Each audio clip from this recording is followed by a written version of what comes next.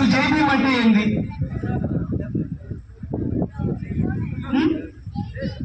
మనం జై భీమ్ అంటుంటాం కదా. జై భీమ్ అంటే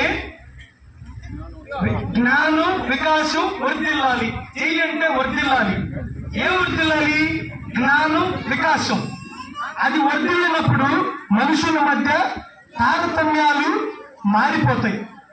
కులం అనేది మనం పెట్టుకుంది, గుణం అనేది మనకు రావాల్సింది. ఈ రెండు దేని ద్వారా వస్తాయని గ్రహించినాడు ఆనాడే. సో విజ్ఞానము వికాసం అనేది మనలో వచ్చిన రోజు మన గుణం మారుతుంది. మన గుణం మారినప్పుడు సమాజంలో మన విలువ మారుతుంది. ఇంకోటి ఏంటంటే డాక్టర్ బిఆర్ అంబేద్కర్ గారు కోరిన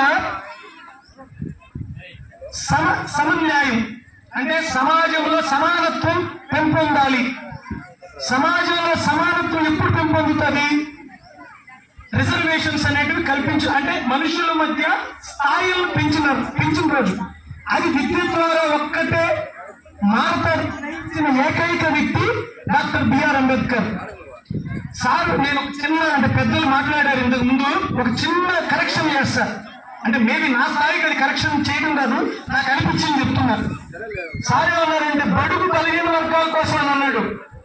ఎవరు? అంబేద్కర్ గారు. బడుగు బలహీన వర్గాలు కాదు, యావత్ భారత జాతి మీద, భరత గడ్డి మీద పుట్టిన ప్రతి ఒక్కరికి నాయకుడు అంబేద్కర్.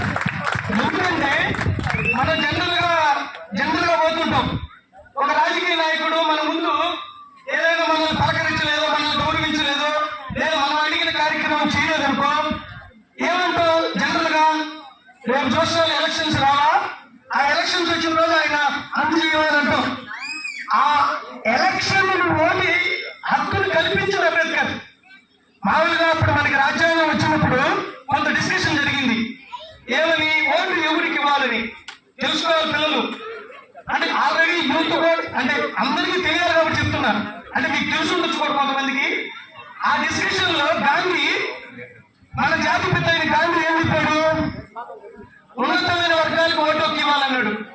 సర్దార్ అంటే మనకి మొట్టమొదటి హోంమంత్రిగా చేసిన సర్దార్ వల్లభాయ్ పటేల్ గారు చదువుకున్న ఓటు హక్కు ఇవ్వాలన్నాడు.